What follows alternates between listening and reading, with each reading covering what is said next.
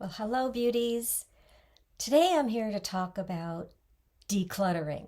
Yeah, it's that word that sometimes we can get like, no, I don't want to do it, or yes, it's time, or we can have all sorts of feelings about it.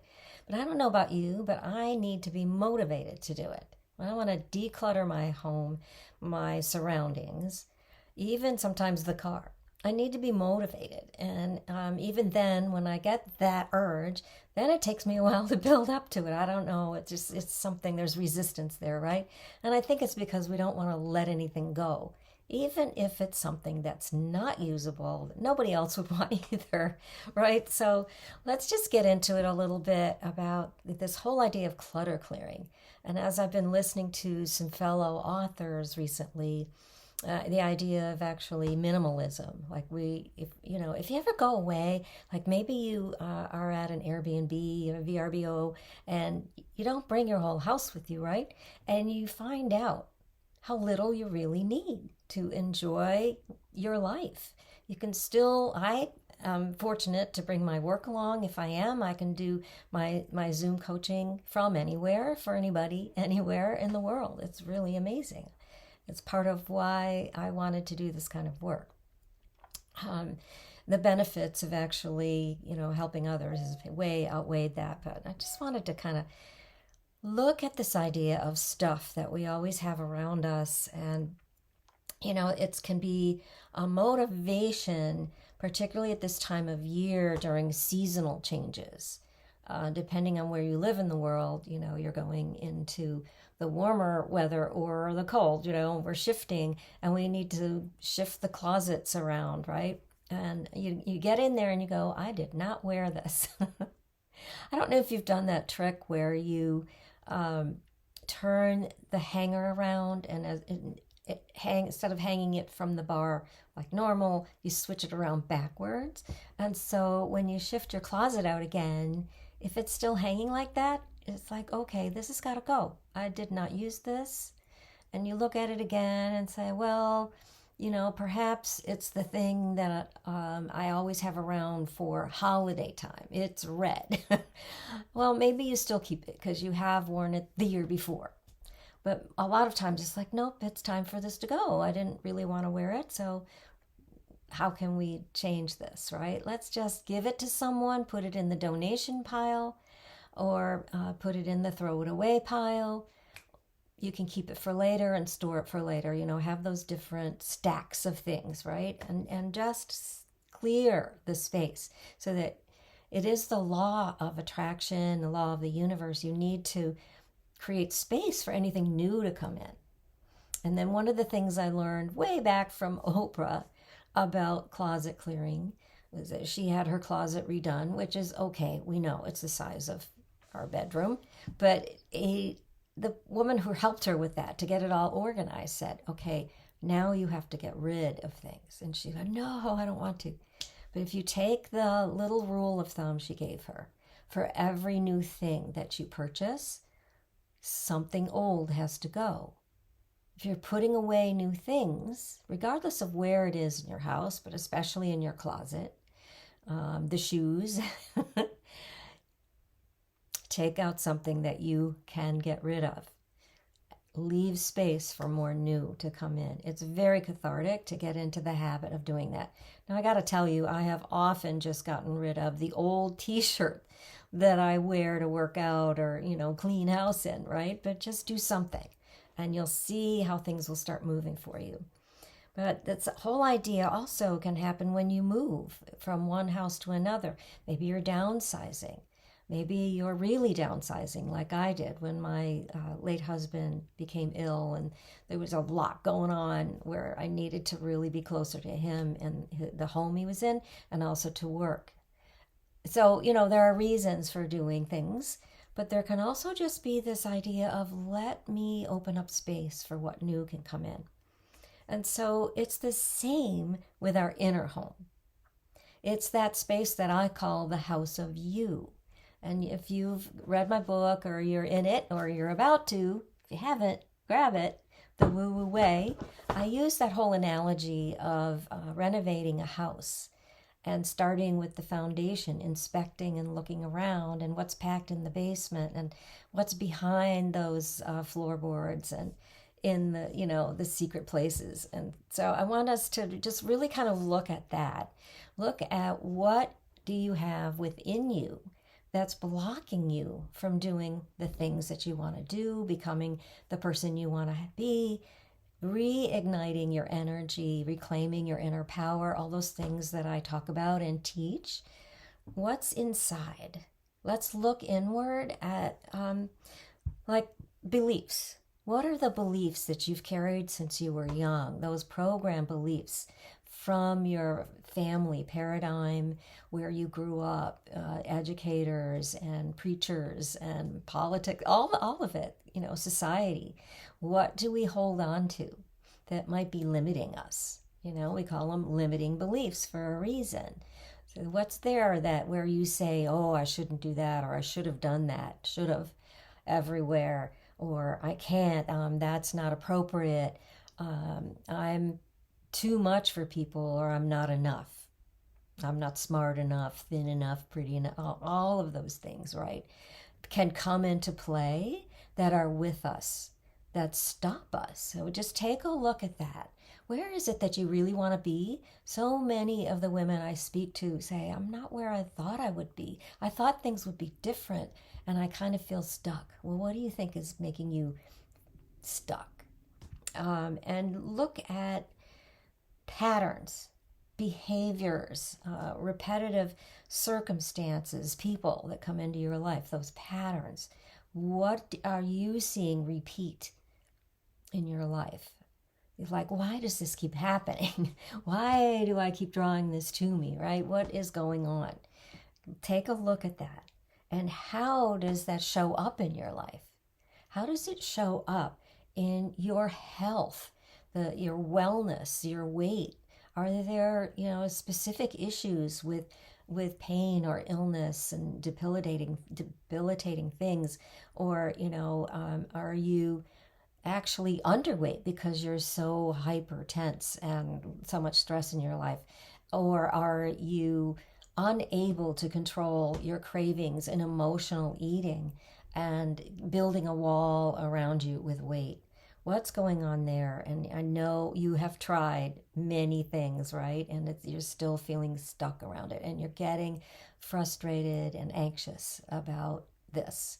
And if you've heard me speak, or you've read, or you followed me enough, you'll know that I talk about the idea that the body keeps the score. That's a very famous book right now. And the idea that everything that we've packed inside of us, the emotional wounds we have, the traumas, big and little, everything that's happened to us through our life is still within us. And it comes out as an illness or even an injury. Things will happen because we are holding these things in. They're subconscious, and depending on who's analyzing, if the people who are in psychoanalysis might say unconscious, but to me they're the same: subconscious, unconscious. Where is it showing up in your relationships? What's happening? Are you looking for a new loving relationship, or do you want to improve the one you have? What about with your family, your siblings, your friends? Or as we might say, frenemies, because people are, coming and going in our lives. And, what's happening there? Look at everything just for a moment. You don't have to spend a lot of time on this, but just kind of, take a glance. Is there something, like one thing that's coming up more than others? Looking at clutter clearing the house of you being the same way that we do our house. We don't just massively do it unless you have to move really fast like I did. Even that took some time. It wasn't like in a day, right? So take a look at clutter clearing and how we do that. It's like one room at a time, one corner at a time, one closet at a time, half a closet at a time, one drawer at a time. Do you leave the junk drawer for later? What happens there? Suddenly we went dark. I wonder what that's about, right? It's like, no, I don't want to look at that. I don't want to look inside of me. That's too painful. But we don't have to re experience it. We just want to observe it. We want to see, yeah, where can I see that I took on these beliefs and it wasn't really that I needed to believe them at the time, it was survival. Did we need to stay small and keep quiet and out of the way? Or did we need to fight and throw a tantrum just to get attention? And all kinds of things can go on. Again, read the book or come and follow, subscribe, because I'll be talking about these things a lot more. Because, I specialize in helping you reduce your stress and anxiety, the negative emotions that you may carry, from frustration and anger to sadness and grief to all of it. And that we start with EFT tapping, emotional freedom technique. I teach you how and how to do it in the moment, anytime, anywhere, to help buffer down that anxiety. Because here's what happens. We need that fight, flight, freeze response. It's been with us since the dawn of man, but there's no tigers chasing us anymore. But if we need to run from a burning building, we need that energy. All of our blood sort of goes to the extremities so we can run and get away, or we can stand up and fight for our rights or for someone else. Those are there, but they're meant to happen quick, last maybe 20 minutes to get you to safety, and then come down. We are living at an average of higher anxiety and stress than ever before, all the time, every day. One of the exercises I do is to take a look at what is your daily average. If you look from 0 to 10 on the scale of how stressed you are just every day, how much stress you carry along, how many thoughts are buzzing in your head, we can stay up there in that upward number of 7 and 8 and some people 9. And even when we're at a 5 or 6, we can ramp right up to a 10 quite quickly. And our goal is to be able to hover down in the lower numbers so that even when we get triggered by something, it goes up, but not near as far, and we're able to control it and bring it back down. And I got to tell you, simply by taking a breath, looking around and saying, okay, there is no tiger chasing me in my home. There is no bear here. And I encourage everyone to use tapping, and you'll see my other videos here, but also on the website, everywhere. I want you to know how to use that tool. And then I talk about our invisible energy system within the body. It's there. It basically manages everything. There are what we call chakras, the energy centers in this system that run throughout our body, from our root all the way up to our crown, moving the energy within. And this is where the energy gets stuck, where those wounds of the past stick. And I do teach you how to do that, but again, just know that it's there. If you're feeling some physical sensation, where is it? Is it down in your gut, up in your solar plexus, or into your heart or your throat? Do you get those headaches here or back here, lower back pain? Those are associated with the different chakras in the body. And you can see which one you need to kind of address, like, okay, what is this? And when I talked about where things show up, like, let's just take money and weight.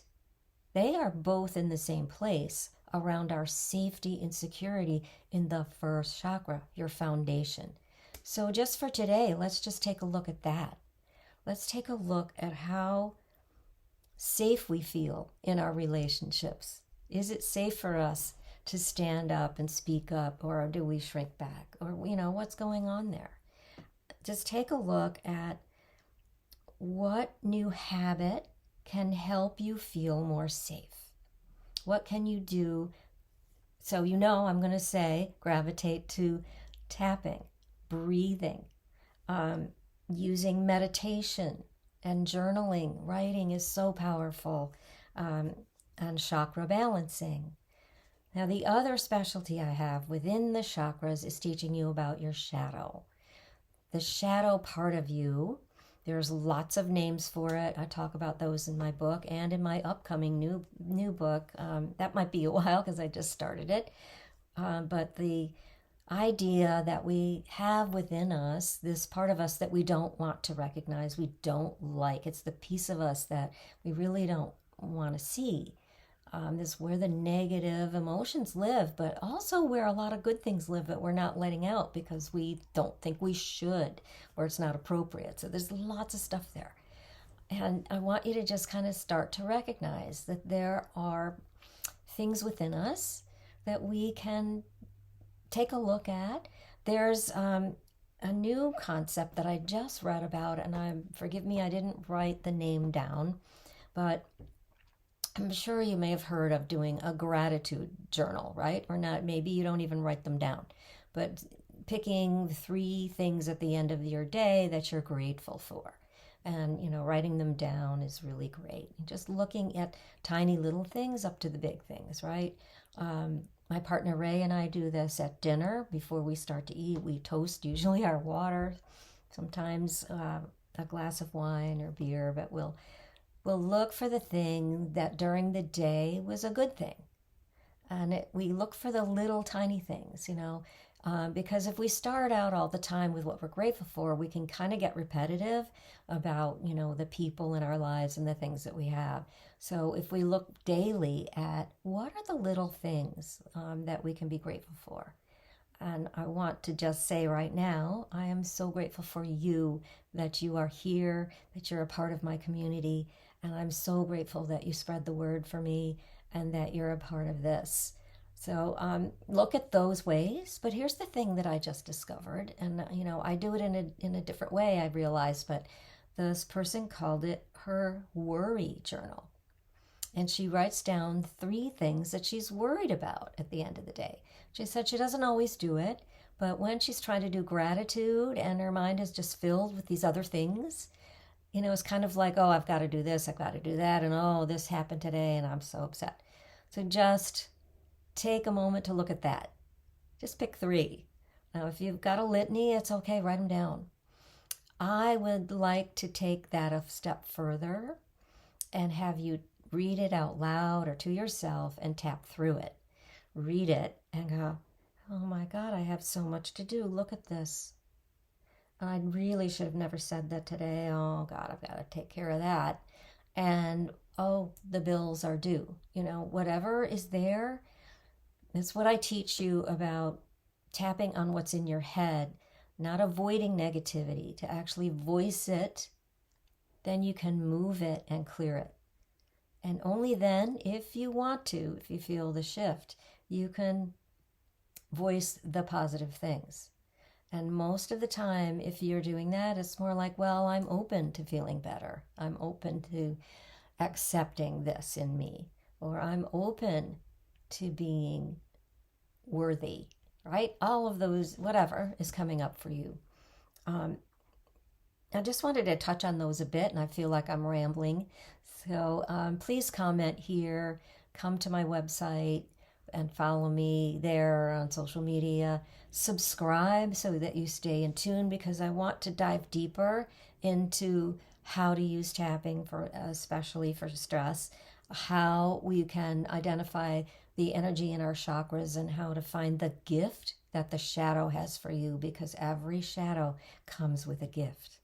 And you want to be able to identify that and see where your power lies and where it's been hidden, so that you can stand for you and your authenticity, to be who you want to be, who you were born to be. Your inherent birthright, authenticity, is here for you.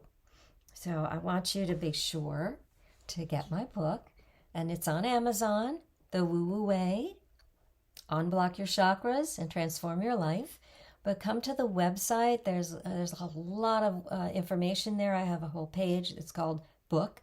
The book page has even a sneak peek that you can take where it gives you some of the chapters, a little bit of, I think I chose three. I don't even know my own website. That's terrible. Three separate chapters to give you a taste for them because they include my stories from my life. Some of them can be funny and some heart-wrenching or a mixture of both, and also stories from my clients who I tell you I've put into witness protection so that they are safe. But the lessons are there, they're clear, so you can see just how all of this works. And there's all the lessons, of course, within them, and the beautiful playbook at the back of the book. And I'm so excited. This is what I am so grateful for at the moment. Grateful for is the audiobook. The audiobook is coming to into production, actually out of production. It's almost finished. I am now listening to it to do, like we do proofreading, where I'm proof listening. And that's going to be coming soon. So I'm so excited. I will announce that. And the other thing I want you to consider, also on my website, if you go to the homepage, you're going to see 3 ways that you can connect with me. One of them is the book. One of them is through my free download about how to do tapping for stress, and it includes the how to tap, what tapping is and how to tap in there. It's very brief and succinct. But the third is to consider working with me one-on-one. And there's a link to come right to my calendar, so you can just sign up for a chat and we can talk about whether it might be a good fit for us to work together. And meanwhile, give me a like here, comment, subscribe. Come on over to sandyevenson.com and check it out. Or, social media, Coach Sandy Evenson. I love you and I appreciate you. Come on back anytime.